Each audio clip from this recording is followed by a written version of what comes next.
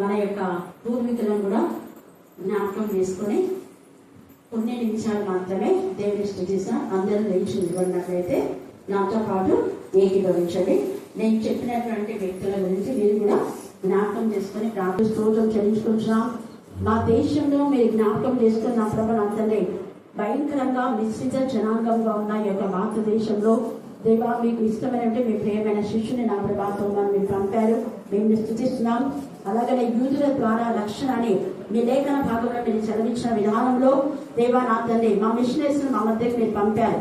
మీరు మా ప్రాంతంలో మా తండ్రి నడిపించిన మిషనరీస్ మేము జ్ఞాపకం చేసుకుంటున్నాం తండ్రి.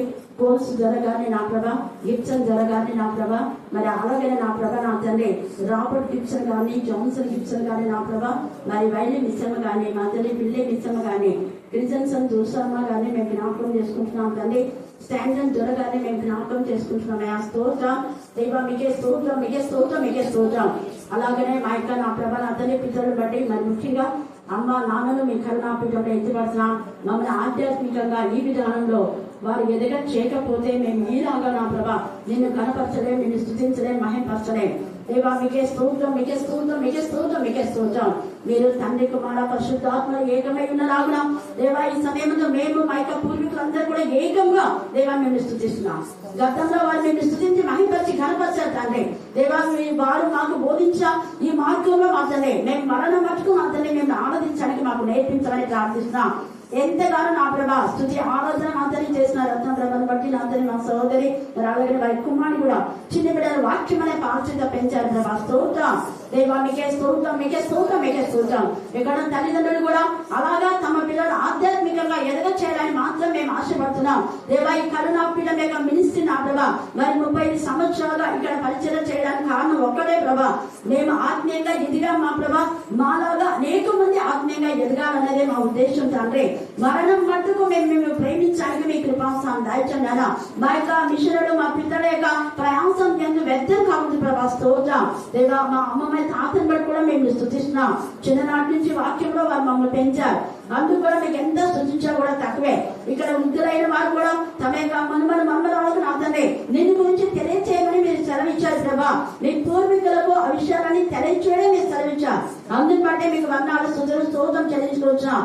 అలాగే ఈ గూడు ప్రాంతంగా ఎంతమంది అయితే దైవ చెల్లించి వాక్యం చెప్పారు వారందరిని బట్టి మరి ముఖ్యంగా ఆధ్యాత్మికంగా ఎంతగానో బలపరిచిన అతని దేవా బ్రదర్ మనోహం బట్టి నా ప్రభా మరి అనేక ప్రాంతంలో అతని నా సేవకురాలుగా వాడుకున్నది దేవా. ప్రవచనాలు చెప్తూ నన్ను నమస్కరించిన దేవా డీజెస్ దగ్గర అంకులు మేము జ్ఞాపకం చేసుకుంటున్నాం. నారాజే మూర్తి అంకులు బట్టి నా ప్రభా నా తండ్రి జిర్జన అంకులు బట్టి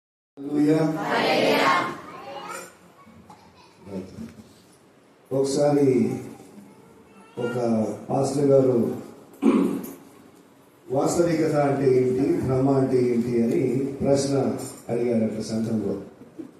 వాస్తవికత అంటే ఏంటి, భ్రమ అంటే ఏంటి అని ప్రశ్న అడిగితే ఒక ఆమె తరుముకోకుండా లేచి వాస్తవికత అంటే మీరు ఇప్పుడు వాక్యం చెప్తారు చూడండి, అది వాస్తవం. మీరు వాక్యం చెప్తూ ఉంటే మేము వింటున్నాము అని అనుకుంటారే, అది భ్రమ అన్నదట. కాబట్టి ఈ సమయంలో ఇక్కడ ఉన్నటువంటి వారందరూ కూడా వాస్తవికతలోనే ఉండాలని, భ్రమలో ఉండకుండా కొన్ని నిమిషాలు దేవుని వాక్యం వైపు మీ మనసును మళ్లించాలని నేను ఆశపడుతున్నాను.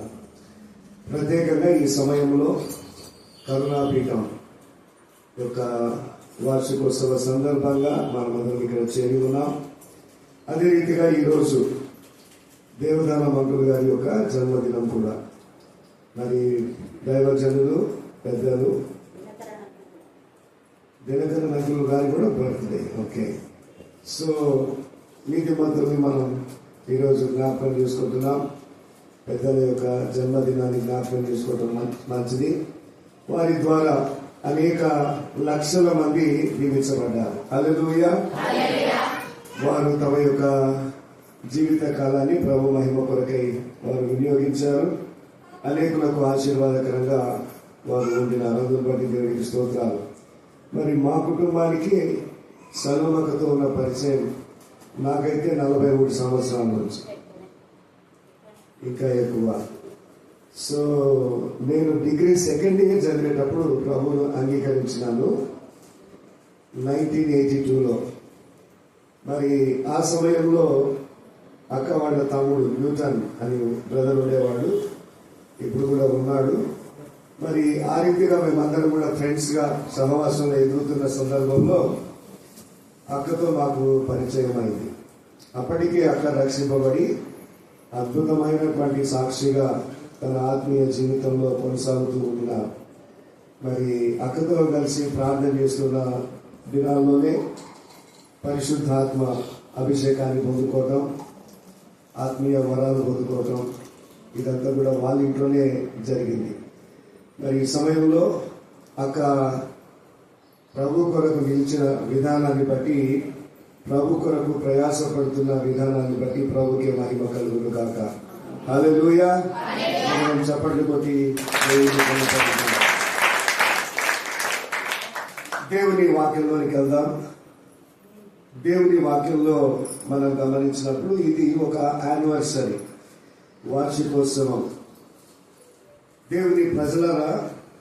మరి ఈ యొక్క వార్షికోత్సవ సందర్భంలో కొన్ని విషయాలు మనం తప్పకుండా ఆలోచన చేయాలి. ఇక్కడ వాక్యంలో గమనించినట్టయితే 118వ కీర్తన 24వ వచనంలో ఒక చక్కని మాట అక్కడ రాయబడి ఉంది. ఇది యెహోవా ఏర్పాటు చేసిన దినము, దీని యందు మనము ఉత్సహించి సంతోషించెదము. కాబట్టి ఈ రోజున ప్రత్యేకంగా మేము ఇక్కడ ఉంటామని మేము అనుకోలేదు. అయితే ఇది దేవుని ఏర్పాటు, ఇది యెహోవా ఏర్పాటు చేసినటువంటి దినం. మనమందరం కూడా ఇక్కడ చేరటం ఇది దేవుడు ఏర్పాటు చేసినటువంటి దినం. దీనిలో మనము ఉత్సహించి సంతోషించే వారముగా మనం ఉంటూ ఉన్నాం. కారణం ఏంటి అనంటే ఈ రోజున కరుణాపీఠం యొక్క వార్షికోత్సవం. దేవుడు మరి సలోమకను గూడూరు ప్రాంతానికి నడిపించి అద్భుతమైన పరిచర్య, గత 35 సంవత్సరాలుగా ఇక్కడ అక్క పరిచర్య చేసి అనేకులకు ఆశీర్వాదకరంగా ఆత్మీయంగా మరి అనేకుల్ని ప్రభువులోనికి నడిపించిన ఒక దైవజనురాలుగా ఇక్కడ పరిచర్యను కొనసాగిస్తూ ఉండటం, అందులో నుంచి దేవుడు అనేకుల జీవితాల్లో చేసిన కార్యాలను బట్టి దేవుడికే మహిమ కలుగును గాక. చదవబడినటువంటి వాక్య భాగంలో మనం గమనించినట్లయితే విలాప వాక్యముల గ్రంథం 3వ అధ్యాయం 23వ వచనాన్ని చదువుతున్నాను. దయచేసి గమనించండి. అనుదినము నూతనముగా ఆయనకు వాత్సల్యత పుట్టుచున్నది, నీవు ఎంతైనా నమ్మదగిన వాడు. This is the time of remembrance or realization. మనము గ్రహించవలసినటువంటి ఒక సమయం ఇది. ఏమి గ్రహించాలి అని అంటే దేవుని యొక్క నమ్మకత్వాన్ని మనం ఇక్కడ గ్రహించవలసినటువంటి వారముగా, లేకపోతే జ్ఞాపకం చేసుకోవాల్సిన వారముగా ఉంటున్నాం. దేవుని ప్రజలరా, ఈ లోకంలో ఎవరిని నమ్మినా ఒకవేళ వాళ్ళు మనకు అనుకున్నదంతా చేస్తారు అన్నటువంటిది లేదు. కానీ అయితే దేవుడు ఏదైనా చెబితే ఆయన నమ్మదగినటువంటి దేవుడు అనేటువంటి విషయాన్ని నేను మీకు తెలియజేస్తున్నాను. అందుకే ఇక్కడ భక్తుడు రాస్తున్నాడు, ఆయన ఎంతైనా నమ్మదగిన వాడు. ఎంతైనా అనేటువంటి మాట అద్భుతమైన పదం అది. మరి ఇక్కడ గమనించినట్లయితే పరిచర్య ప్రారంభించినది మొదలు. నేను అనుకుంటాను అక్కడ రక్షింపబడినప్పటి నుంచి పరిచర్యలో పోరాటం చేస్తూనే ఉంది. ఆమె పరిచర్యలో అనేకులకు ఆశీర్వాదకరంగా ఉండాలని ఆమె ప్రయాసపడుతూనే ఉంది. కాబట్టి ఈ సమయంలో మనం జ్ఞాపకం చేసుకోవాల్సిన విషయం ఏంటంటే దేవుని వాత్సల్యత తన దాసురాలి పట్ల దేవుడు అనుగ్రహిస్తూ వచ్చాడు. ఆమె పట్ల మాత్రమే కాదు, ఎవరు దేవుని యందు భయభక్తులు కలిగి దేవుని పరిచర్య పట్ల ఆసక్తి కలిగి ఉంటారో వాళ్ళ పట్ల దేవుని వాత్సల్యత మరి ఎడతెగక నిలుచున్నది అనేటువంటి మాట మనం గమనిస్తాం. అంత మాత్రమే కాదు, దేవుని వాక్యంలో మనం గమనించినట్లయితే ఇన్ని సంవత్సరాలు మన జీవితాల్లో దేవుడు చేసినటువంటి అద్భుతమైన కార్యాలను బట్టి దేవుడి నామానికి మహిమ చెల్లించవలసినటువంటి వారముగా ఉంటున్నాం. దేవుని ప్రజలరా, మన యొక్క ఆయుష్కాలాన్ని గురించి మనం ఆలోచన చేసినట్లయితే మనము నిన్నటి వారమే కానీ రేపటి వారము కాము. యోబు గ్రంథం 8వ అధ్యాయం 8వ వచనంలో ఈ చక్కని మాట రాయబడింది. మనము నిన్నటి వారమే, నేను రేపు ఉంటాను అని ఎవరు ఖచ్చితంగా చెప్పలేదు. అయితే మనుషుడు చేసినటువంటి ప్రతిదానికి వారంటీ ఉంది, గ్యారంటీ ఉంది. కానీ మనుషుల జీవితానికి మాత్రమే గ్యారంటీ లేదు, వారంటీ లేదు. ఎందుకో తెలుసా? ప్రభు బిడ్డలముగా చేయబడిన తర్వాత ప్రభు ఎప్పుడు పిలిస్తే అప్పుడు ప్రభు దగ్గరికి వెళ్ళడానికి మనం సిద్ధపాటు కలిగి ఉండేటువంటి వారము కనుక, కలిగి ఉన్న వారము కనుక. కాబట్టి ఈ సమయంలో మరి ప్రత్యేకంగా దేవుని వాత్సల్యత మనందరి పట్ల దేవుడు అనుగ్రహిస్తున్నాడు కనుక దేవుని వాత్సల్యతను మనము జ్ఞాపకం చేసుకోవాల్సిన సమయము ఇది. ఒకసారి ఒక ఆయన హాస్పిటల్లో అడ్మిట్ అయినాడు. అడ్మిట్ అయిన తర్వాత ఆయనకు ఆక్సిజన్ తర్వాత అవన్నీ కూడా పరిచర్య చేసినారు, మెడికల్ ట్రీట్మెంట్ ఇచ్చినారు. బిల్లు 25,000 వేసినారు 2 రోజులు. వేసిన తర్వాత ఆయనను కట్టమని బిల్లు ఆయన దగ్గరికి పంపించినప్పుడు ఆయన అది చూసి ఏడుస్తున్నాడు. అక్కడ ఉన్న వాళ్ళు అనుకున్నారు డబ్బులు లేవేమో కట్టడానికి, కనుక ఇతను ఏడుస్తున్నాడు అని అంటూ ఉంటే ఆయన అంటున్నాడు, కాదు, ఈ 2 రోజులు నాకు ఆక్సిజన్ పెట్టినందుకే దాదాపుగా 12,000 వేసినారు, మిగతా అమౌంట్ అంతా కలిపితే ఇంకొక 13,000, మొత్తం కలిపి 25,000 అయింది.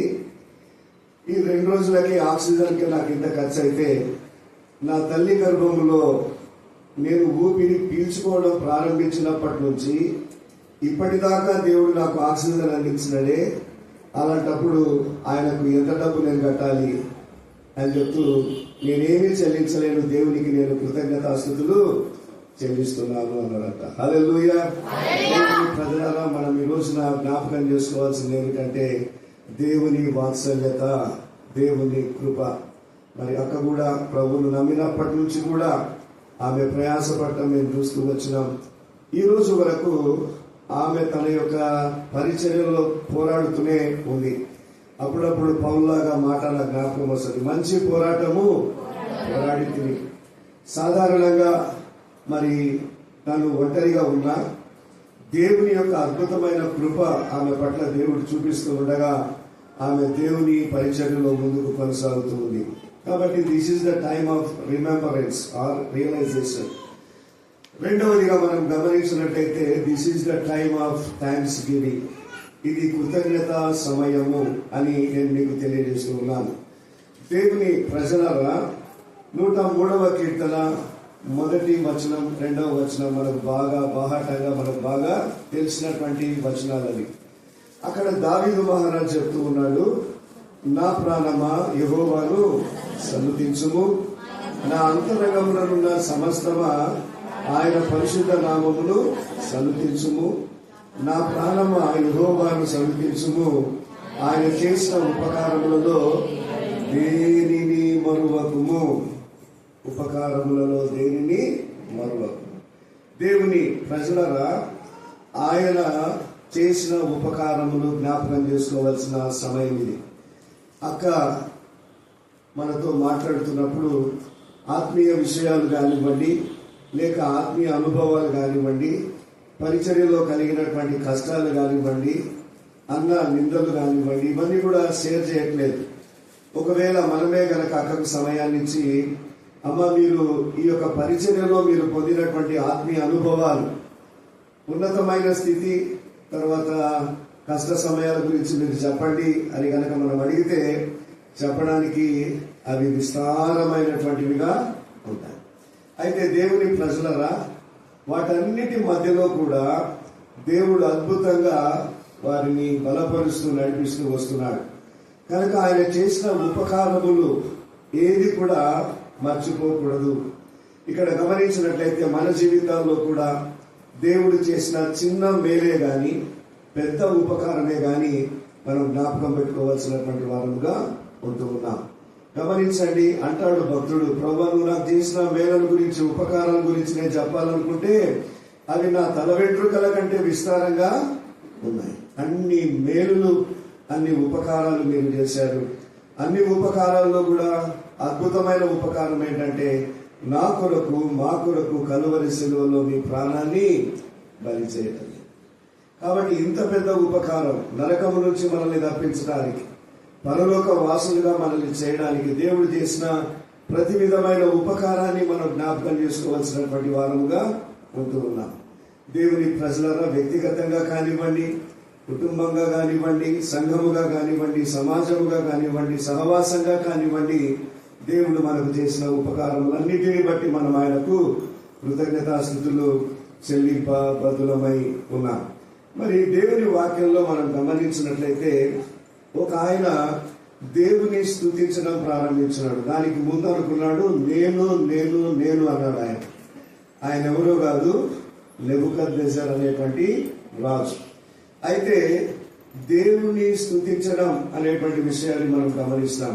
దానియేలు గ్రంథం 4వ అధ్యాయం 34వ వచనం. ఈ నెబుకద్నెజర్ రాజు చేసినటువంటి పని గురించి మనం చూద్దాం.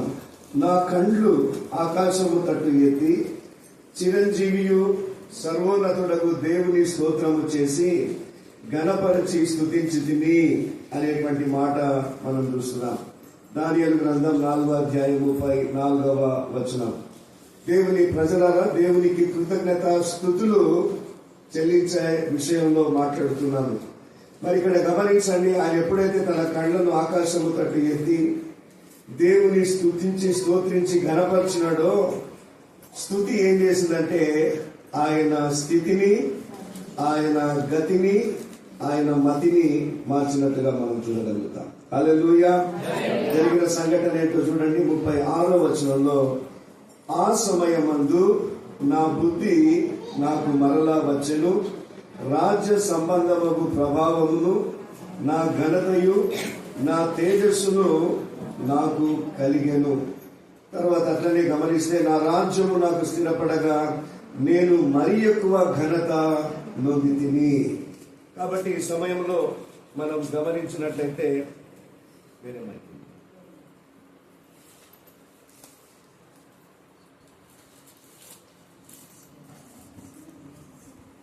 గమనించినట్లయితే మరి దేవుని మనం స్తుతించినప్పుడు మన జీవితాల్లో దేవుని పట్ల కృతజ్ఞత కలిగి మనము దేవుని స్తుతించినప్పుడు ఏం మారుతుందంట? మన స్థితి మారుతుంది, మన గతి మారుతుంది, మన మతి కూడా మారుతుంది. కాబట్టి రెండవదిగా, this is the time of thanks giving. దేవునికి కృతజ్ఞతాస్తుతులు చెల్లించాల్సినటువంటి సమయము ఇది యానివర్సరీ సందర్భంగా. మూడవదిగా గమనించినట్లయితే, this is the time of supplication, అనగా ప్రార్థన సమయము కూడా ఇదే. దేవుని వాక్యంలో మనం గమనించినప్పుడు హెబ్రీయులకు హబక్కుకు గ్రంథం 3వ అధ్యాయం 2వ వచనంలో ఉన్నటువంటి మాట.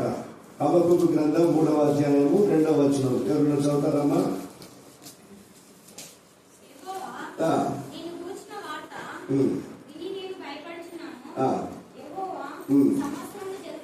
సంవత్సరములు జరుగుచుండగా నీ కార్యము నూతన పరచుము. దేవుని ప్రజలను ఇక్కడ గమనించినట్లయితే హబక్కుకు చేస్తున్నటువంటి ప్రార్థన ఏంటంటే, దేవా, సంవత్సరములు జరుగుచుండగా నీ కార్యములు నూతన పరచుము.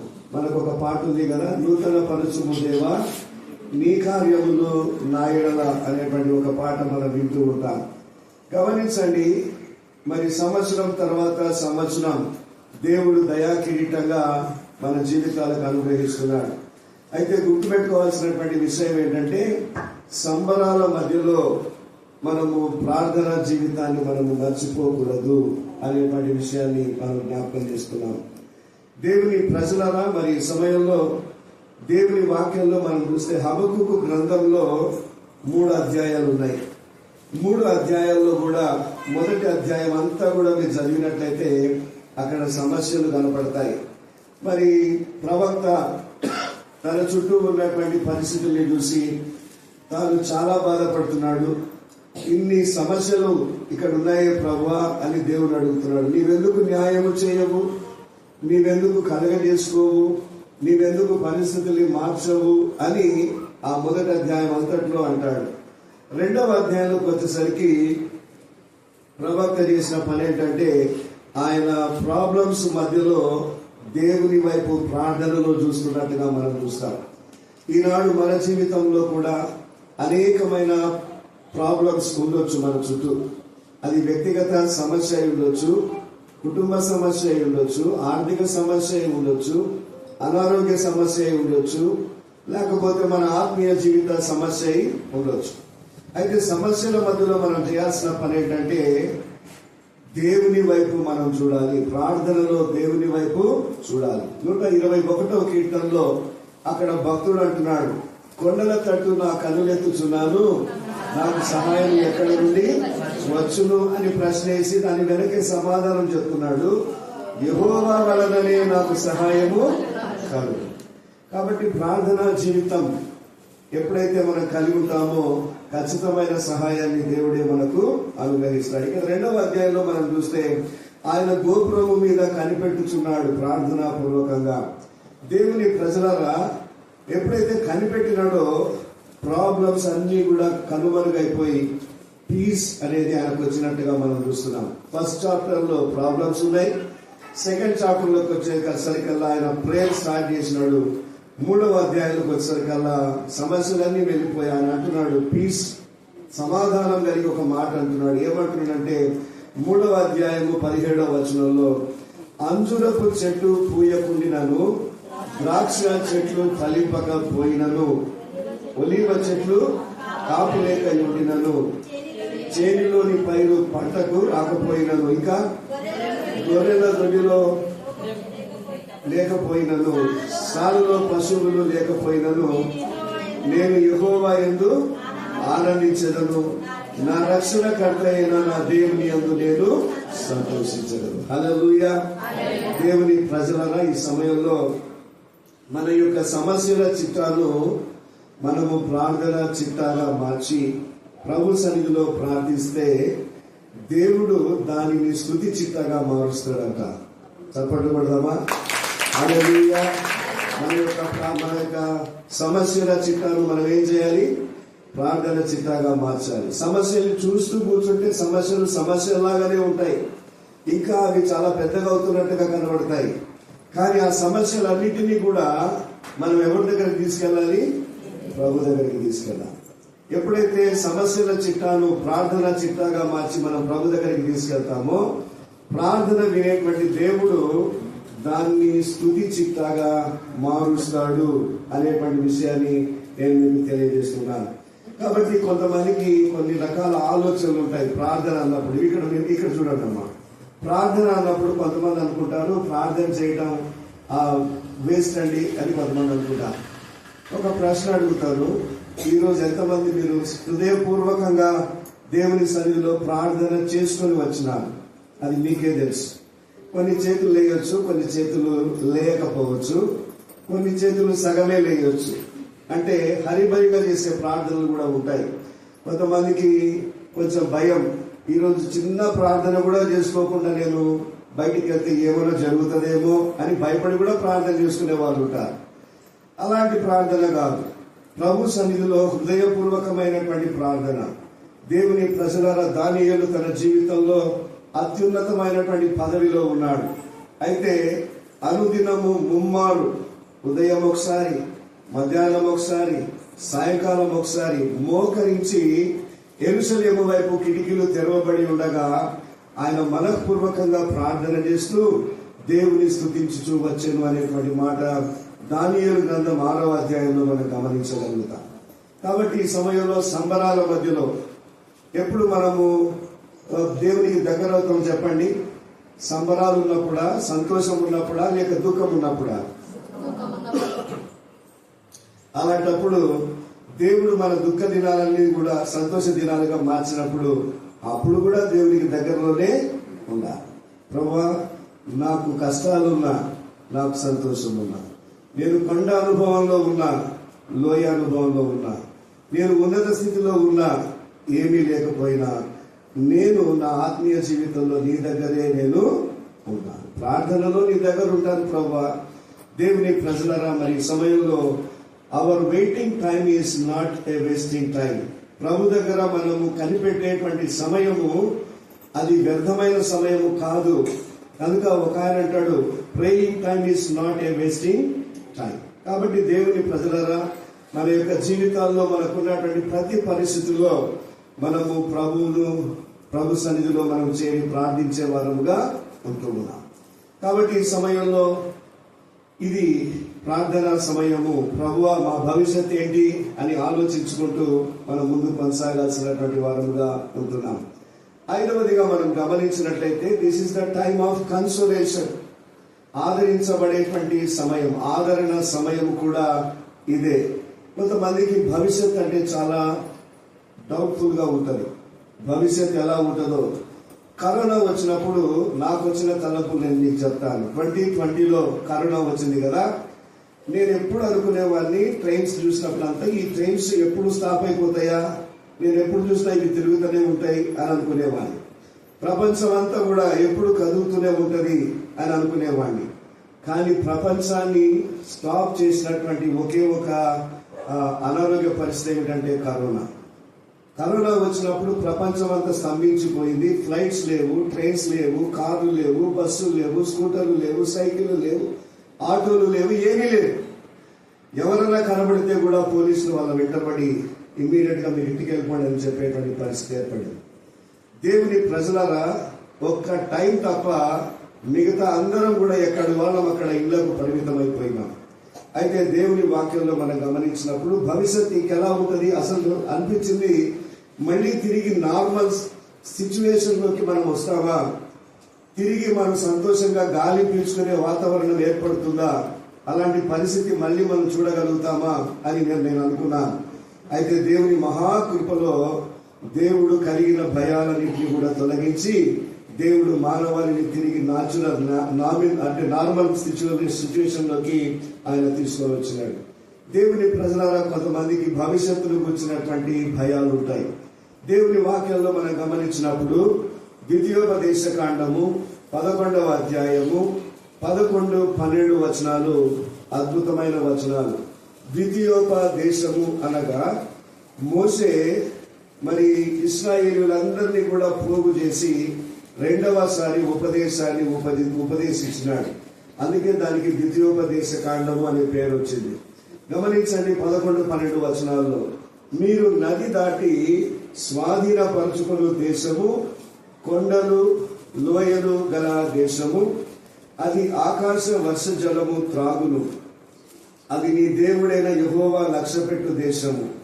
నీ దేవుడైన యెహోవా కన్నులు సంవత్సరాది మొదలుకొని సంవత్సరాంతము వరకు ఎల్లప్పుడూ దాని మీద ఉండును. హల్లెలూయా.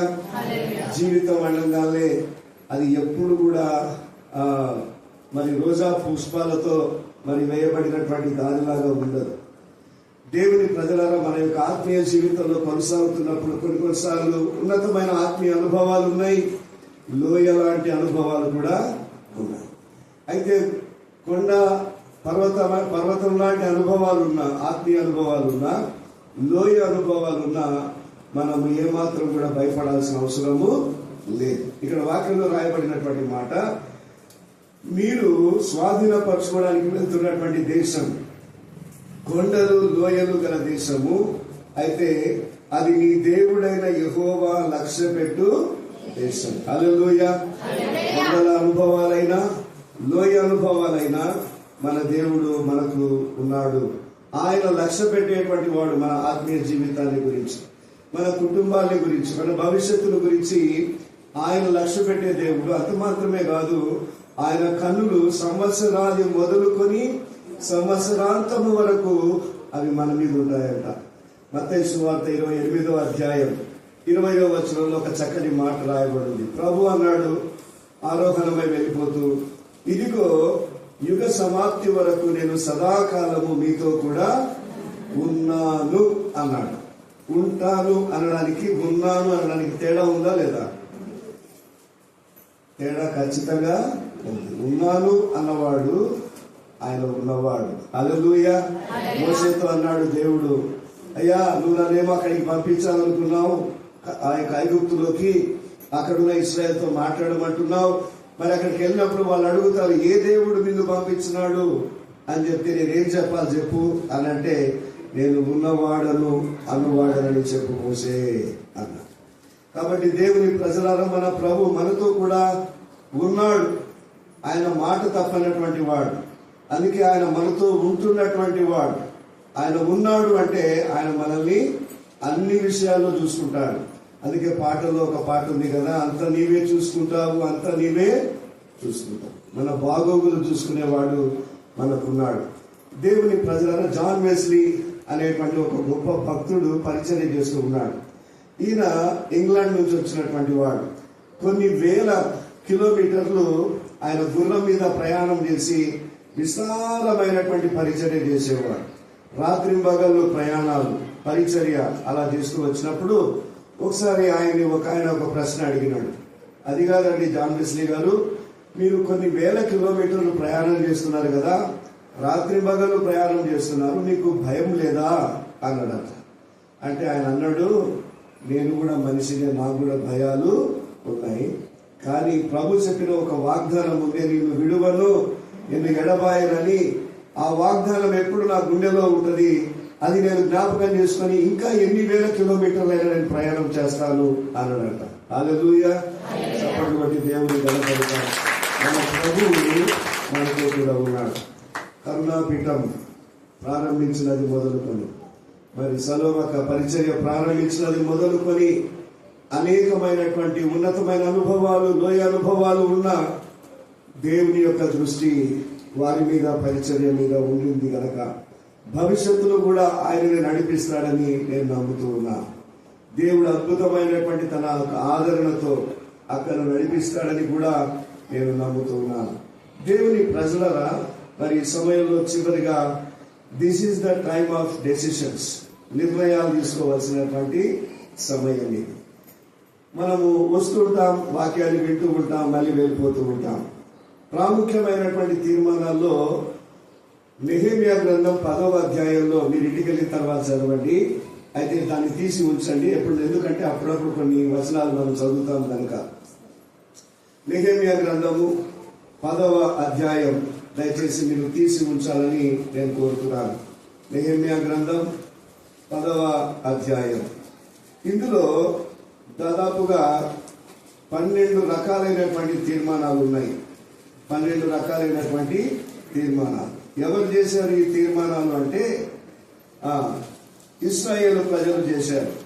దేవుని ప్రజలారా, నెహెమ్యా భక్తుడు మరి అక్కడ ఉన్నాడు. వాళ్ళందరినీ చాలా చక్కగా ఆత్మీయంగా నడిపిస్తున్నాడు. చూడండి అక్కడ వాళ్ళ యొక్క తీర్మానాలు ఏంటో మనం చూద్దాం. ఈనాడు దేవుని మందిరానికి వెళ్తున్న మనం, ఇలాంటి సహవాసాలకు వస్తున్నటువంటి మనం తీర్మానాలు అనేటువంటివి చేయాల్సిందే. సాధారణంగా తీర్మానాలు మనం ఎప్పుడు చేస్తాం చెప్పండి? డిసెంబర్ 31వ తారీఖున వాచ్ నైట్ సర్వీస్ లో మనం తీర్మానాలు చేస్తాం. అప్పుడు మనల్ని మనం కొన్నిసార్లు పరిశీలన చేసుకుంటాం. గడిచిన సంవత్సరం అంతా కూడా నేను ఎక్కడ తప్పిపోయినాను అని తప్పిపోయిన విషయాలు జ్ఞాపకం చేసుకొని, ప్రభా ఇక నుంచి నేను తప్పిపోకుండా ఉంటాను, ఇక నుంచి అలాంటి పనులు నేను చేయను అని తీర్మానాలు చేసుకుంటాను. వాక్యం చదవకుండా ఉన్నటువంటి వాళ్ళు చేసుకునే తీర్మానం ఏముంటది? ఇప్పటి నుంచి వాక్యాన్ని చదువుతాం ప్రభువా అని తీర్మానం చేసుకుంటారు. ప్రార్థన చేసుకున్నటువంటి వాళ్ళు ఏముంటది? ఇక నుంచి నేను ప్రార్థన జీవితాన్ని కలిగి ఉంటాను అని తీర్మానం చేసుకుంటారు. అదే రీతిగా మరి చదివేటువంటి విద్యార్థులు ఏమని తీర్మానాలు చేసుకుంటారు? గత సంవత్సరం నేను సరిగా చదవలేదు, ఇక నుంచి నేను బాగా చదవాలనుకుంటున్నానని తీర్మానాలు చేసుకుంటారు. ఆత్మీయ జీవితంలో అటు ఇటు ఊగిసలాడినటువంటి వాళ్ళు, ప్రభా ఇక నుంచి నూతన సంవత్సరంలో నేను స్థిరంగా నేను ఉంటాను అని తీర్మానాలు చేసుకుంటారు. ఇక్కడ గమనించినట్లయితే ఇశ్రాయేలు ప్రజలు తీర్మానాలు చేసుకున్నారు. ఓన్లీ 4 తీర్మానాల గురించి మాత్రమే నేను చెప్పి ముగించాలనుకుంటున్నాను. గమనించండి, వాక్యంలో మనము 10వ అధ్యాయం 28వ వచనాన్ని అందరం కలిసి చదువుకుందాం. 28వ వచనం చివరి లాస్ట్ 3 లైన్లు చదువుతాం. మనం లాస్ట్ 3 లైన్లు. మోషే ద్వారా నియమింపబడిన దేవుని ధర్మశాస్త్రమును అనుసరించి నడుచుకొనుచు మన ప్రభువైన యెహోవా నిబంధనలను కట్టడలను ఆచరించుదుమని శపథము పూని ప్రమాణము చేయుటకు కూడిరి. ఇక్కడ గమనించాలి, నడుచుకొనుచు, అనుసరించి నడుచుకొనుచు, ఆచరించుదుము అనేటువంటి తీర్మానాలు వాళ్ళు చేసుకున్నారు. దేవుని ప్రజలరా, మనము దేవుని వాక్యాన్ని ఎంత చదివినా, దేవుని వాక్యాన్ని ఎంతగా ధ్యానించినా, దేవుని వాక్యాన్ని ఎంతగా విన్నా, దేవుని వాక్యాన్ని ఎంతగా ప్రకటించినా, మన జీవితంలో ఆచరణ లేకపోతే అది సున్నా. గుర్తుపెట్టుకోవాలి. నేను అనేక సందేశాలు వింటూ ఉన్నానన్నా, ఓకే. అనేక సందేశాలు నేను ప్రిపేర్ అవుతూ ఉన్నా, ఓకే. అనేకమైనటువంటి రీతులుగా నేను దేవుని వాక్యాన్ని ధ్యానిస్తూ ఉన్నాను అన్నా కూడా ఓకే. అనేక రీతులుగా నేను దేవుని సందేశాన్ని ప్రకటిస్తున్నాను అన్నా కూడా ఓకే. అయితే ఆచరించకపోతే మనం పరలోకానికి వెళ్తామా వెళ్ళమా? చెప్పండి. వినేవాళ్ళు వెళ్తారా, ఆచరించే వాళ్ళు వెళ్తారా? వినేవాళ్ళు, ఆచరించేవాళ్ళు. కనుక ప్రభు ఒక మాట అన్నాడు, ప్రభువా ప్రభు అని పిలిచే ప్రతివాడు పరలోక రాజ్యంలో ప్రవేశించడు, కానీ పరలోకమందున్న నా తండ్రి చిత్త ప్రకారం చేసేవాడే పరలోక రాజ్యంలో ప్రవేశిస్తాడు. దేవుని ప్రజలరా, ఈనాడు మన జీవితాల్లో వాక్యాన్ని ఆచరించు వారమై ఉండాలి అన్న తీర్మానం చేసుకోవాల్సిన సమయము ఇదే. కాబట్టి వినేవారు మాత్రమే కాదు, ధ్యానించేవారు మాత్రమే కాదు, ప్రకటించడం మాత్రమే కాదు, కానీ ఆచరించే వారుగా ఉంటేనే మనం అందరం పరలోకంలో కలుస్తాం. లేకపోతే కొందరు నరకంలోకి వెళ్తారు, కొందరు పరలోకానికి వస్తారు. మరి ఈ సమయంలో నువ్వు పరలోకానికి వచ్చే వ్యక్తివేనా, లేక ఆ రీతిగా ఊరికి ఆలకించి ఆచరించకుండా ఉంటున్న వ్యక్తివైతే ఈరోజు నువ్వు తీర్మానం చేసుకోవాలి, నేను ఇక నుంచి ఎవరి కోసమో కాదు, నా కొరకు నేను వాక్యాన్ని నేను ఆచరిస్తాను అని ఒక తీర్మానం చేసుకోవాల్సినటువంటి సమయం ఇది. దేవుని ప్రజలను ఒకసారి ఒక బ్లాక్ బోర్డు ఉందనుకోండి, బ్లాక్ బోర్డు మీద నేను చాక్ వేసిన ఒక 0 వేసిన, దానికి విలువెంత? విలువెంత? 0నే, దానికి విలువ లేదు. దాని పక్కలో మరి 2 0 పెడితే దానికి విలువ వస్తుందా? రాదు. ముందుకు 2 0 పెడితే విలువ వస్తుందా? రాదు. ఎప్పుడు దానికి విలువ వస్తుందో చెప్పండి? అన్ని 0లకు ముందు 1 పెడితే దానికి విలువ వస్తుంది. ఆచరించకుండా వాక్యం ఎంతగా మనము దీన్ని విన్నా, ప్రకటించినా, ధ్యానించినా వేస్ట్. ఆచరిస్తేనే మనకు విలువ, ఆచరించే వాళ్ళకే విలువ. దానియేలు దేవుని వాక్యాన్ని ధ్యానించినాడు, ఆచరించినాడు కనుక ఆయనకు విలువ వచ్చింది. కాబట్టి ఈనాడు యవనస్తులారా, మీరు కూడా మీ జీవితాల్లో దేవుని వాక్యాన్ని ఆచరించే వాళ్ళైతే మిమ్మల్ని బట్టి దేవుడి నామానికి మహిమ కలుగుతుంది. రెండవదిగా మనం గమనించినట్లయితే 30వ వచనం, నెహెమ్యా గ్రంథం 10వ అధ్యాయము 30వ వచనాన్ని చదువుతున్నాను. దయచేసి అందరం కలిసి చదువుకుందాం. మరియు మేము దేశపు జనులకు మా కుమార్తెలను ఇయ్యకయు, వారి కుమార్తెలను మా కుమారులకు పుచ్చుకొనకయు ఉందుమనియు వాళ్ళు తీర్మానాలు చేసుకున్నారు. నిర్ణయించుకుంటుమి అని 31వ వచనం చివరి లైన్ లో మనం గమనిస్తాం. కాబట్టి ఈ సమయంలో మన యొక్క తీర్మానం ఏమై ఉండాలంటే, మేము పరిశుద్ధత కలిగి జీవిస్తాం. మేము వేరే వాళ్ళతో కలిసిపో, అన్యులతో మేము గలవం. దేవుని ప్రజల మన దేవుడు అన్నాడు, నేను పరిశుద్ధుడై ఉన్నాను కనుక మీరును సమస్త ప్రవర్తనలో పరిశుద్ధులై ఉండుడి. దేవుని వాక్యంలో యెషయా గ్రంథం 6వ అధ్యాయంలో మనం గమనిస్తే అక్కడ శరాపులు, దూతలు, కెరూబులు, శరాపులు వాళ్ళు ఏమంటున్నారంటే, భూత వర్తమాన భవిష్యత్ కాలములలో ఉండు సర్వాధికారియు దేవుడును అగు ప్రభువు పరిశుద్ధుడు, పరిశుద్ధుడు, పరిశుద్ధుడు. మన ప్రభు పరిశుద్ధుడైనప్పుడు, ఆయన రక్తంలో మనల్ని కడిగినప్పుడు మనం ఎవరము? పరిశుద్ధులు. ఈ పరిశుద్ధత మనం మెయింటైన్ చేస్తూ రావాలి. ప్రతిరోజు పరిశుద్ధత కలిగి జీవించడానికి మనల్ని మనం దేవుని వాక్యానికి అప్పగించుకోవాలి. మనం 2 రకాలైన పాపాలు చేస్తూ ఉంటాం. ఒకటి కనబడే పాపాలు. కనబడే పాపాలు ఏంటో చెప్పండి?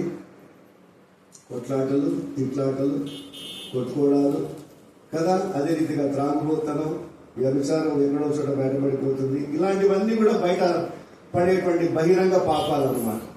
రహస్య పాపాలు ఎక్కడ చేస్తాం చెప్పండి? మనం తలంపుల్లో, చూపులతో, హృదయ ఆలోచనలో, ఒంటరిగా ఉన్నప్పుడు, ఇవన్నీ కూడా రహస్య పాపాలు. అందుకే దేవుడు మనల్ని స్కాన్ చేస్తాడంట. పైనుంచి కింది దాకా అలా స్కాన్ చేస్తే ఆయనకు మన ఆలోచనలు ఏమో తెలిసిపోతాయి, మన యొక్క చూపులు ఎలాంటివో తెలిసిపోతాయి, మన హృదయంలో ఏముందో ఆయనకు బాగా తెలిసిపోతుంది. అప్పుడు ప్రభు మనల్ని చూసినప్పుడు ఆయనకు మనలో కనబడాల్సింది ఏమిటంటే, తలంపులు చూసినా, చూపులు చూసినా, మాటలు చూసినా, ప్రవర్తన చూసినా పరిశుద్ధత కనబడాలి. హల్లెలూయా. దాని కొరకు మనల్ని మనం పరిశుద్ధపరచుకోవాలి. పరిశుద్ధత కలిగి ఉండడానికి ప్రయాసపడాలి. పరిశుద్ధత లేకుండా ప్రభుకి ఇష్టడుగా ఉండటం అసాధ్యం. హృదయ శుద్ధి గలవారు ధన్యులు, వారు దేవుని చూచెదరు. కాబట్టి దేవుని ప్రజలారా, ఈ సమయంలో మనము పరిశుద్ధమైన జీవితాన్ని జీవించాలి. అలా నేను అప్పుడు రక్షింపబడ్డాను, అప్పుడు ప్రభు ద్వారా నేను ప్రభు రక్తంలో కడగబడ్డాను కాదు, ఇప్పుడు నువ్వు ఎలా ఉన్నావు అది ప్రాముఖ్యం. నీ దేవుడు ఎప్పుడైనా పాపము చేసినాడా? నీ దేవుడు ఎప్పుడైనా అపవిత్రంగా జీవించినాడా? లేదే. మరి ప్రభుని ఎరిగిన తర్వాత నీవు నేను కూడా పవిత్రమైన జీవితాన్ని జీవించాల్సిందే. అన్నా వాళ్ళు ఇక్కడ బాగుంటారన్న బయటికి రాగానే మళ్ళీ వాళ్ళు ఇష్టం వచ్చినట్టుగా వాళ్ళ నోరు ఎలా పడితే అలా వాళ్ళు మాట్లాడుతుంటారు. వాళ్ళు మాట్లాడితే నీకేమి? వాళ్ళు నరకానికి వెళ్తే నువ్వు నరకానికి వెళ్తావా? దేవుని ప్రజలారా, మన యొక్క ప్రవర్తన పరిశుద్ధంగా ఉండాలని దేవుడు కోరుతున్నాడు. కాబట్టి మనం ఎవరిని సేవిస్తున్నామంటే పరిశుద్ధమైన దేవుణ్ణి సేవిస్తున్నాము కనుక మన జీవితాంతము మనం పరిశుద్ధత కలిగి మనం కొనసాగవలసినటువంటి వారుగా ఉంటూ ఉన్నాం. మూడవదిగా మనం గమనించినట్లయితే వాళ్ళ యొక్క తీర్మానం ఏంటో చూడండి. 35, 36 వచనాలు గమనించండి. అందరం కలిసి ఉన్నాం. మరియు మా భూమి యొక్క ప్రథమ ఫలములను సకల వృక్షముల ప్రథమ ఫలములను ప్రతి సంవత్సరము ప్రభు మందిరమునకు మేము తీసుకుని వచ్చినట్టుగా నిర్ణయించుకొంటిమి అనేటువంటి మాట మనం చూస్తున్నాం. 36వ వచనంలో చదువుతున్నాను.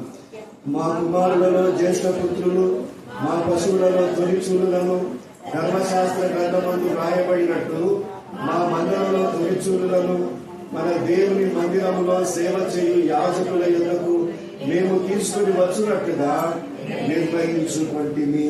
హల్లెలూయా. దేని కొరకు నిర్ణయం అంటే దేవునికి ఇవ్వడానికి నిర్ణయం.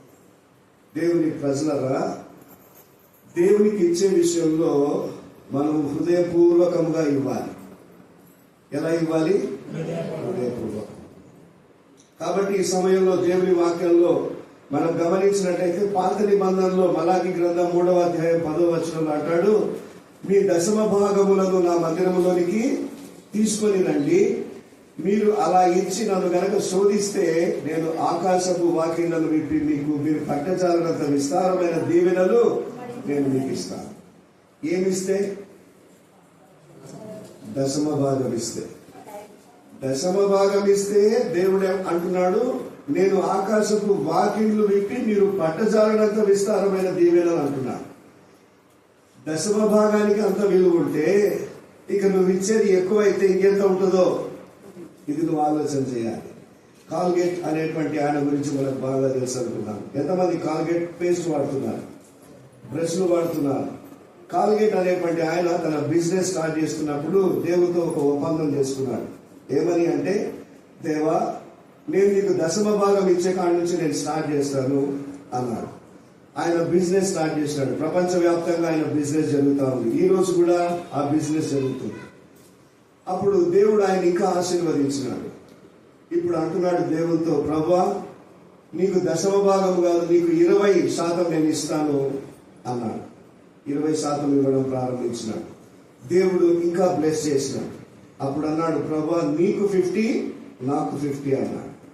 దేవుడు ఇంకా ఆశీర్వదించినాడు. లాస్ట్ ఒక మాట అన్నాడు, ప్రభువా, నీకు 90%, నాకు 10% చాలు అన్నాడు. చప్పట్లు కొడదామా? దేవుని ప్రజలారా, దేవునికి ఇచ్చి తక్కువైన వాళ్ళు ఎవరు కూడా లేరు. కాబట్టి దేవుని మందిరానికి వచ్చేటప్పుడు, దేవుని సంఘానికి వచ్చేటప్పుడు, సహవాసానికి వచ్చేటప్పుడు దేవునికి ఇచ్చే విషయంలో మనం ఎలా ఉండాలంటే మనము ముందుగా ఉండాలి. దేవునికి ఇచ్చే విషయంలో మనం హృదయపూర్వకంగా ఇవ్వాలి. కృత నిబంధనలో మనం గమనించినట్లయితే కొరింథీయులకు రాసినటువంటి మొదటి పత్రిక 16వ అధ్యాయం 2వ వచనంలో అక్కడ అంటున్నాడు, మీరు వర్ధిల్లిన కొలది మీరు దేవునికి ఇవ్వాలి. వర్ధిల్లిన కొలది, ఎంతగా దేవుడు వర్ధిల్ల చేసినాడో దాన్ని బట్టి మనం దేవుడికి ఇవ్వవలసినటువంటి వారముగా ఉంటున్నాం. ఒకనాడు మన ఇళ్లలో మన వాళ్లకు తినడానికి సరిగా తిండి లేదు. అయితే ఈనాడు మనకు 3 పూటల తిండి దేవుడు పెడుతున్నాడు. ఒకనాడు మన వాళ్లకు సరిగా వేసుకోవడానికి వస్త్రాలు లేవు. అయితే ఈనాడు మనం బట్టలు సర్దుకోలేక అలాంటిపోతున్నాం. దేవుని ప్రజలరా, దేవుడిచ్చినటువంటి సమృద్ధిలో నుంచి దేవుడికి ఇవ్వటం మనం చేయాల్సినటువంటి పని. ప్రభుకు ఇవ్వాలి, ఇచ్చుటకు వాడు తీర్మానం చేసుకున్నారు. ఈరోజు నీ జీవితంలో కూడా దేవుని పరిచర్య కొరకు, దేవుని సంఘానికి, దేవుని సేవకులకు, దేవుని యొక్క పరిచర్యలో విస్తారంగా వాడబడుతున్నటువంటి సంస్థలకు సేవ చేస్తున్నటువంటి ఆర్గనైజేషన్స్ కి నీవు నీ చేయి చాపాల్సినటువంటి వ్యక్తిగా ఉంటూ ఉన్నావు. నువ్వెంత కూడబెట్టుకుంటావో అదంతా నీ కాడే ఉంటుంది. కానీ దేవుడికి నువ్వు ఎంత ఇస్తావో దేవుడు దాన్ని బట్టి నిన్ను ఆశీర్వదించడము ప్రారంభిస్తాడు. నాకు తెలిసి సలోమక విస్తరిస్తూ ఉంది. కారణం ఆమె దేవునికి ఇస్తూనే ఉందంతే. పరిచర్యలో ఎంతో విస్తారంగా ఖర్చు పెడతా ఉన్నాను. దేవుని నామ మహిమ కొరకు, దేవుని రాజ్య వ్యాప్తి కొరకు, ఆత్మల సంపాదన కొరకు వాళ్ళు పెట్టే ప్రతి ఖర్చు కూడా పరలోకంలో ఆమెకు ప్రతిఫలం ఉంటుందని మనం మర్చిపోకూడదు. కాబట్టి వారొకరైనా నేనెందుకు చేయకూడదు అలా ప్రభు సన్నిధిలో మేము కూడా అక్కడికి వెళ్ళిన తర్వాత అక్కడ ప్రభు ఇచ్చేటువంటి బహుమానాలు మేము ఇక్కడ దేవుడికి ఇచ్చిన దాంతో అక్కడ ఆయన ఇచ్చిన బహుమానాలు మేము కూడా పొందుకుంటామని మన జీవితంలో ప్రభువుకు మనం హృదయపూర్వకంగా ఇచ్చేవారముగా ఉండాలి. ఏమిస్తావని కాదు, ఎంత ఇస్తావని కాదు, నీకు ఇచ్చిన దాంట్లో దేవుడు నీకు ఇచ్చిన దాంట్లో నుంచే నువ్వు దేవుడికి ఇవ్వడము ప్రారంభించాలి. తల్లిదండ్రులు ఇక్కడ ఉన్నారు కదా, అప్పుడప్పుడు మనం చిన్నపిల్లలు ఉన్నప్పుడు వాళ్ళ దగ్గరికి మనం ఏం తీసుకుపోతాం, వెళ్ళేటప్పుడు వారికి ఇష్టమైన చాక్లెట్లు ఏవో తీసుకొని పోయి వానికి ఇస్తాం కదా, చాక్లెట్ వానికి ఇస్తాం. ఇచ్చి మనం ఊరుకుంటాం. మనం ఏమంటాం, ఇట్లా చేయబెడతాం. ఎట్లా పెడతాం? ఇట్లా చేయబెడతాం. కొంతమంది చాక్లెట్ తీసి మన నోట్లో పెట్టే కుమారులు, కొడుకులు, కూతుర్లు ఉంటారు. కొంతమంది చాక్లెట్ దొరకంగానే పరిగెత్తి వెళ్ళిపోయేటోళ్ళు ఉంటారు. నువ్వు పరిగెత్తి వెళ్ళిపోయే వ్యక్తివా లేక ప్రభువుకి ఇచ్చే వ్యక్తివా? దేవుని ప్రజలరా, ఈ జీవితం కొద్దిపాటి. దేవుడు నీకేమి ఇచ్చినా, ఎంత ఇచ్చినా దాంట్లో నుంచే దేవుడికి ఇవ్వడం ప్రారంభించు. నీ కుటుంబం ఆశీర్వదించబట్టం నువ్వే చూస్తావు. విస్తారముగా విత్తేటువంటి వాడు విస్తారంగా పంట వస్తాడు. కొద్దిగా విత్తువాడు కొద్దిగా పంట. ఈనాడు మన జీవితాల్లో ప్రభుకి ఇచ్చే విషయంలో తీర్మానం చేసుకున్నాం. ప్రభువా, పరిచర్య చేస్తా ఉన్నాక నేను చేయగలిగిన సహాయం మేము కూడా పరిచర్య కొరకు చేస్తాం. పరిచర్యలో మేము కూడా ఒక సహకారాన్ని మేము అందిస్తాం. ఆమె కొరకు కాదు, ప్రభువా మీ పరిచర్య కొరకు అని చెప్పి మనం పరిచర్యకు సహకరించవలసినటువంటి వారుగా ఉంటున్నాం. చివరిగా వారు తీసుకున్న ఒక తీర్మానం చూసి ముగిద్దాం. నెహెమ్యా గ్రంథం 10వ అధ్యాయం చివరి వచనం 39వ వచనంలో చివరి లైన్ మనం చదువుకుందాం. అందరం కలిసి గట్టిగా చదవాలి. దాన్ని, మా దేవుని మందిరమును మేము విడిచిపెట్టము. చెప్పండి. మొదటి తీర్మానం ఏంటి అంటే, నాతో పాటు చెప్పండి, ఇక నుంచి నేను దేవుని వాక్యాన్ని వినటమే కాదు ఆచరిస్తాను. రెండవ తీర్మానం చెప్పండి, ఇక నుంచి నేను అన్ని పరిస్థితులలో పరిశుద్ధత కలిగి జీవిస్తాను. మూడవ తీర్మానం చెప్పండి, దేవుడు నాకిచ్చిన దానిలో నుండి నేను దేవునికి హృదయపూర్వకముగా వర్ధిల్లిన కొలది ఆయనకు ఇస్తాను. చివరిగా మనం గమనించినట్లయితే ఈ మాట చెప్పండి, మేము దేవుని మందిరమును విడిచిపెట్టము. దేవుని ప్రజలరా, దేవుని మందిరాన్ని ఎందుకు విడిచిపెట్టకూడదో కొన్ని విషయాలు చెప్తాను. డాక్టర్ను చూడడానికి వెళ్ళాలంటే ఎక్కడికి వెళ్ళాలి? మనం హాస్పిటల్కి వెళ్ళాలి. కలెక్టర్ను చూడాలంటే కలెక్టర్ ఆఫీస్కి వెళ్ళాలి. మరి దేవుని చూడాలంటే దేవుడు తన ఆలయంలో ఉన్నాడు అని వార్తలు రాయబడింది. కనుక ప్రతి ఆదివారం దేవుని మందిరానికి వెళ్ళి దేవుని చూడాలి. గుర్తుపెట్టుకోండి, ఒక్క ఆదివారం కూడా మిస్ కాకూడదు. మనకు ప్రతి ఆదివారం దేవుని మందిరానికి వెళ్ళి దేవుని సన్నిధిలో మనం కనబడాలి. ఆయన ముఖ దర్శనం మనం చేసుకోవాలి. అంత మాత్రమే కాదు, మన జీవితంలో మనము దేవుని సన్నిధిలో ఆయన ఇచ్చిన కృపను జ్ఞాపకం చేసుకొని మనం ఆయన సన్నిధిలో కాలము గడపాలి. అందుకే వాక్యంలో రాయబడినటువంటి మాట, కీర్తనల గ్రంథం 84వ కీర్తన 10వ వచనంలో ఒక అద్భుతమైన మాట రాయబడింది. దేవా, నీ ఆవరణంలో ఒక దినము గడుపుట 1000 దినముల కంటే. హల్లెలూయా. ఎన్ని దినాలు గడుపుతాం మనం దేవుని మందిరంలో? ఆదివారం. ఒక దినము గడుపుట 1000 దినముల కంటే. అంటే 1000 దినాల శ్రేష్టత ఎంతలో దేవుని సన్నిధిలో నువ్వు ఒక్క ఆదివారం గడిపితే అంత. దేవుడు నిన్ను చూసి సంతోషించడా?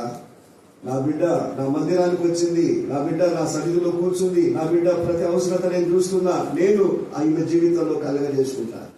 ప్రభు చూస్తూ కూర్చునే దేవుడు కాదు. దేవుని ప్రజలారా, దేవుని మందిరములో మేలులు ఉన్నాయంట. ఏమున్నాయమ్మా? చదవండి 65వ కీర్తన 4వ వచనంలో. అక్కడ భక్తుడు రాస్తూ ఒక మాట అంటాడు. 65వ కీర్తన 4వ వచనం, నీ మందిరములోని మేలుల చేత మేము తృప్తి పొందేదము. హల్లెలూయా. దేవుని మందిరంలో ఎలాంటి మేలులు ఉన్నాయంటే, దేవుని మందిరంలో మన ఆత్మీయ జీవితానికి సరిపోయే ఆత్మీయ ఆహారము అందించబడే స్థలమే దేవుని మందిరం. మన యొక్క పరిస్థితులకు తగినట్టుగా దేవుడు మనల్ని హెచ్చరించే మాటలు ఇచ్చేది ఎక్కడ అంటే దేవుని మందిరంలోనే. ఒకవేళ మనం కృంగి ఉన్నామా, మనల్ని ఆదరించే మాటలు దొరికేది ఎక్కడ అంటే దేవుని మందిరంలో. లేదు, మన జీవితంలో మనం ఏదైనా బలహీనతల్లో పడిపోయినామా, మనల్ని లేవనెత్తగలిగిన ప్రోత్సాహపరచగలిగిన మాటలు మాట్లాడేది దేవుడి మందిరంలోనే. దేవుడు తన బిడ్డల ద్వారా మనతో మాట్లాడుతూ ఉంటాడు. రెండవదిగా మనం గమనించినట్లయితే, దేవుని మందిరంలో మనకు దొరికేటువంటిది ఏమిటంటే అద్భుతాలు జరుగుతాయి. హల్లెలూయా. అద్భుతాలు జరుగుతాయి. గమనించండి, లూకా సువార్త 13వ అధ్యాయం 11 నుంచి 13 వచనాల్లో చూస్తే, అక్కడ దేవుని మందిరంలో ఒక ఆమె ఉంది. ఆమె నడుము వంగిపోయిన స్థితిలో ఉంది.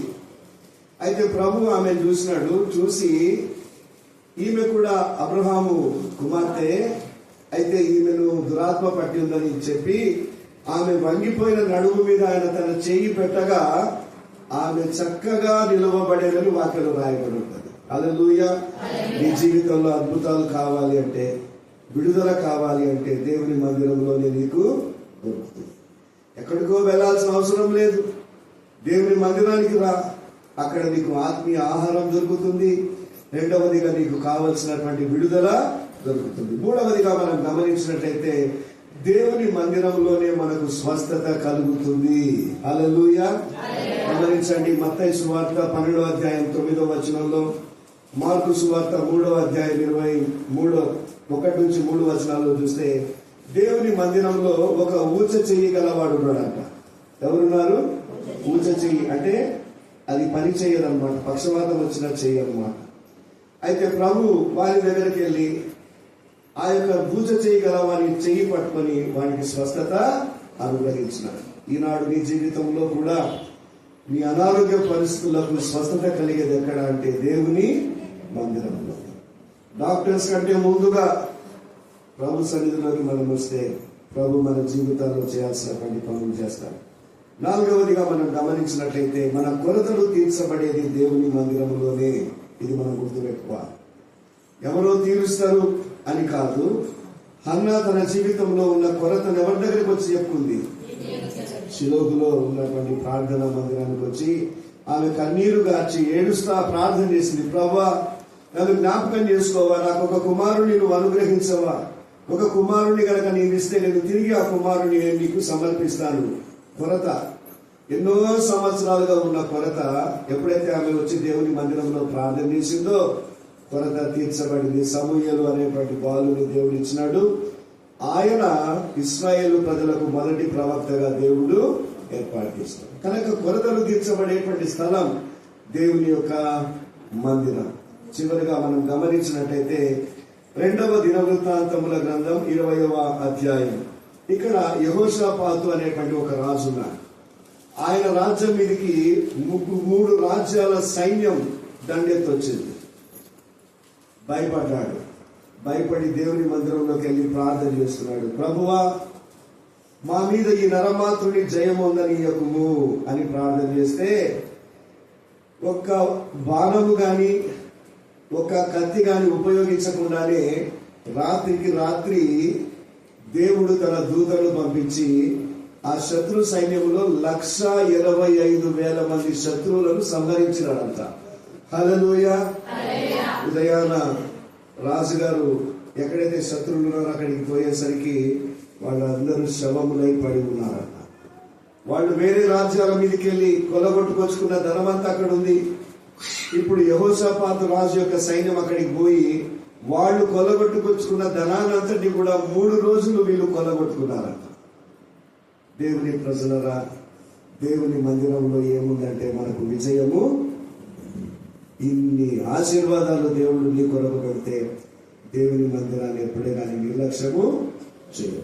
ఒకసారి ఒక ఆమె చర్చికి వచ్చే ఆమె రాకుండా పోతే పాస్టర్ గారు ఆమె ఇంటికి వెళ్ళినాడు. ఇంటికి వెళ్తే ఏమా చర్చికి రాలేదు ఈరోజు అంటే, సార్ ఇది శీతాకాలం కదా సార్, కనుక నేను బయటికి రాగానే నాకు జలుబు చేస్తుంది, అందుకే నేను రాలేకపోతున్నా ఈ శీతాకాలం అనేది. సరే శీతాకాలం పోయింది, వర్షాకాలం వచ్చింది. వర్షాకాలం మళ్ళీ రాకపోతే ఆయన మళ్ళీ అడిగినాడు, ఏమమ్మా ఇప్పుడు రాకపోతే నువ్వు అని అంటే ఆయన అంటుంది, ఎక్కడ సార్ నేను అడుగు బయటికి పెట్టగానే వర్షం వస్తుంది, నేను వర్షంలో ఎట్లా తడుచుకుంటూ వచ్చేది అని. సరే ఎండాకాలం వచ్చింది, ఎండాకాలం వస్తే అప్పుడు కూడా రాకుండా ఆమె, ఏమ్మా ఇప్పుడు కూడా రాకపోతే నువ్వు అని అడిగినాడంట. అడిగితే ఎక్కడ సార్ ఎండలు భగభగ మండిపోతున్నాయి, కాళ్ళు బయట పెట్టడానికి లేదు, బయట పెడితే నాకేమన్నా అనారోగ్య పరిస్థితి ఏమో ఏర్పడుతుందని నేను రాలేకపోతున్నాను. అప్పుడు పాస్టర్ గారు అన్నారంట, ఇక్కడ నుంచి నీకు ఒక కాలం రావాలని ప్రార్థన చేస్తామా అని. ఏం కాలం సార్ అని అంటే, పోయే కాలం రావాలని, నువ్వు పోయే కాలం రావాలని ప్రార్థన చేస్తావు. ఏ కాలం అయినా నువ్వు రాకపోతే దేవుని మందిరానికి, నువ్వు రానంత మాత్రాన దేవుడు నీకేమన్నా అనారోగ్యాన్ని కలగజేసినాడా? నువ్వు రానంత మాత్రాన దేవుడు నీ మీద ఏమైనా శిక్ష పెట్టినాడా? లేదే. ఒకవేళ పెట్టాలనుకుంటే తట్టుకోగలమా? తట్టుకోదు. కాబట్టి పోయే కాలం రాకముందే చర్చికి పోదాం. ఏ ఆదివారం కూడా మిస్ కాకుండా పోదాం. ఉంటాయి, పనులుంటాయి, రకరకాల సమస్యలు ఉంటాయి, అన్ని పక్కకు పెట్టు, దేవుని మందిరానికి వెళ్ళు. నీ దేవుని మందిరంలోని మేలుల చేత దేవుడు నిన్ను తృప్తిపరచాలని దేవుడు ఎదురు చూస్తూ ఉంటే ఆయన కంటే మించిన వాళ్ళు మనకెవరు కూడా లేరు. ఆయనలాగా మనకు సహాయం చేసే వాళ్ళు ఎవరు కూడా లేరు. దేవుని ప్రజలారా, ఈ యొక్క యానివర్సరీ సందర్భంగా మన జీవితంలో విన్న వాక్యాన్ని హృదయంలో పదిలపరుచుకుందాం. దేవుని మహిమ కొరకు బ్రతుకుదాం. మనుషుడు చేసిన ప్రతిదానికి గ్యారంటీ ఉంది, వారంటీ ఉంది, కానీ మన జీవితాలకే గ్యారంటీ లేదు, వారంటీ లేదు. మనం ఏ పాటి వారు? కొంతలో కనబడి అంతలో మాయమైపోయేటువంటి ఆవిరి లాంటి వాళ్ళమంట. డేక్షాలు అప్పుడప్పుడు చూస్తూ ఉంటాం కదా, వంట వండేటప్పుడు టక్కున మూత దీపంగానే ఆవిరి కనబడుతుంది, అంతలోనే కనబడకుండా. అదే మన జీవితం. అలా ఆవిరి కాకముందే మనము ఉన్నప్పుడే ప్రభు మహిమ కొరకు బ్రతుకుదాం. ఈ యొక్క యానివర్సరీలో దేవుడు మనతో మాట్లాడుతూ ఉండగా మన జీవితాన్ని చక్కపరుచుకుందాం, సరి చేసుకుందాం, సరి అయిన నిర్ణయాలు తీసుకుందాం, ఆ రీతిగా ప్రవర్తిద్దాం. తలలోంచండి, చిన్న ప్రార్థన చేసుకొని దేవుని వాక్యాన్ని మనం ముగించుకుందాం. This is the time of realisation. దేవుని వాత్సల్యతను జ్ఞాపకం చేసుకోవాల్సిన సమయం ఇది. రెండవదిగా దేవుడు చేసిన మేలను, ఉపకారములను జ్ఞాపకం చేసుకుంటూ దేవునికి కృతజ్ఞతాస్తుతులు చెల్లించాల్సిన సమయం ఇది. ఒకవేళ ఆత్మీయ జీవితంలో నువ్వు ఎక్కడైనా పడిపోయి ఉన్నావేమో, దిగజారిపోయి ఉన్నావేమో, నీ జీవితంలో తిరిగి పునఃప్రతిష్ఠించుకోవాల్సిన సమయం ఇది. అదే రీతిగా నీ జీవితంలో అన్నీ ఉన్నా లేకున్నా ప్రార్థన సమయాన్ని కలిగి ఉంటాను అని తీర్మానించుకోవాల్సిన సమయం ఇది. భవిష్యత్తుల గురించి భయపడాల్సిన అవసరం లేదు. భయపడకు, నేను నీకు తోడై ఉన్నాను అని చెప్పిన దేవుడు నీకున్నాడు అని ధైర్యం తెచ్చుకోవాల్సిన సమయం ఇది. అదే రీతిగా 4 తీర్మానాలు చేసుకోవాలి. దేవా, నీ వాక్యాన్ని నేను వింటాను, ఆచరిస్తాను. ప్రభా, నేను పరిశుద్ధంగా జీవిస్తాను. దేవా, నీకు నేను ఇవ్వాల్సింది ఖచ్చితంగా ఇస్తాను. దేవాని మందిరాన్ని మాత్రం నేను ఎప్పుడు విడిచిపెట్టను. దేవుని ప్రజలారా, దేవుడు తన కృపనిచ్చి మనల్ని సజీవుల సంఖ్యలో ఉంచినందువల్ల దేవునికి కృతజ్ఞతాస్తుతులు చెల్లిద్దాం. ఆత్మీయ జీవితాన్ని సరి చేసుకుందాం, మన జీవితాన్ని చక్క చేసుకుందాం. పరలోకానికి అర్హత కలిగిన జీవితాలు మన జీవితాలు ఉండులాగున మన జీవితాన్ని మనం చక్కపరుచుకుందాం. దేవునికి మనల్ని మనం సమర్పించుకుందాం. ప్రేమ గల తండ్రి, కనికరం గల రక్షక, ఈ మధ్యాహ్న కాల సమయంలోనైనా మీ వాక్యం ద్వారా మీరు మా అందరితో మాట్లాడుతున్నారు. మీకు వందనాలు చెల్లిస్తున్నాం. విత్తబడిన వాక్యాన్ని ప్రతి హృదయంలో ఫలింపచేయండి, ఆశీర్వదించండి, మహిమ పొందుమని మేము ప్రార్థన చేస్తున్నాం. ప్రత్యేకంగా ఈ సమయంలో మీ దీన దాసునాలు సలోబక్కను బట్టి మీకు వందనాలు చెల్లిస్తున్నాం. వారు మిమ్మల్ని రక్షకుడిగా అంగీకరించినది మొదలు ఈ రోజు వరకు వారు మీ కొరకు పడిన ప్రతి ప్రయాస మీరు ఎరిగి ఉన్నారు. ప్రభా, మీ కొరకు పడిన ప్రయాస వ్యర్థము కాదని ఎరిగి వారు ఇంకా ముందుకు కొనసాగుతూ ఉండగా ఇమ్మానుయేలుగా వారికి తోడుగా ఉండి బలపరిచి, ధైర్యపరిచి, ప్రోత్సాహపరిచి, ఆదరించి, నడిపించి అనేకులకు ఆశీర్వాదకరంగా మీరు చేయాలని మేము ప్రార్థన చేస్తూ ఉన్నాం. దేవా, మీకు వందనాలు, స్తోత్రాలు. ఇక్కడ కూర్చున్న ప్రతి వ్యక్తిని బట్టి మీ కృతజ్ఞతలు నాయన. వారి ఆత్మీయ జీవితాన్ని స్థిరపరచండి, బలపరచండి, మీ మహిమ కొరకు వాడుకోండి. ఎవరెవరి జీవితాల్లో ఏ సమస్యలు ఉన్నాయో అయ్యా, మీరు ఎరిగినటువంటి దేవుడు కనుక మీరు కలుగజేసుకోవాలని ప్రార్థన చేస్తున్నా. ప్రతి సమస్య యేసు నామమున కనబడకుండా పోగును గాక. ప్రభువా, నీకు వందనాలు, స్తోత్రాలు నాయన. అద్భుతములు చేయువాడవు, స్వస్థతలు ఇచ్చువాడవు, విజయము ఇచ్చువాడవు, కొరతలు తీర్చువాడవు నాయన. మా ఆత్మీయ జీవితానికి అవసరమైన వాక్కును దయచేయువాడవు నీవే కనుక నీకే మహిమ ఆపాదిస్తూ ఇక్కడ చేరిన ప్రతి ఒక్కరిని మీరు ఆశీర్వదించి మీరే మహిమ పొందుకోమని ప్రభు అయిన యేసయ్య శ్రేష్టమైన శక్తి కలిగిన నామమున కృతజ్ఞతలు చెల్లించి ప్రార్థించి అడిగి వేడుకొనుచున్నాము తండ్రి. ఆమేన్, ఆమేన్.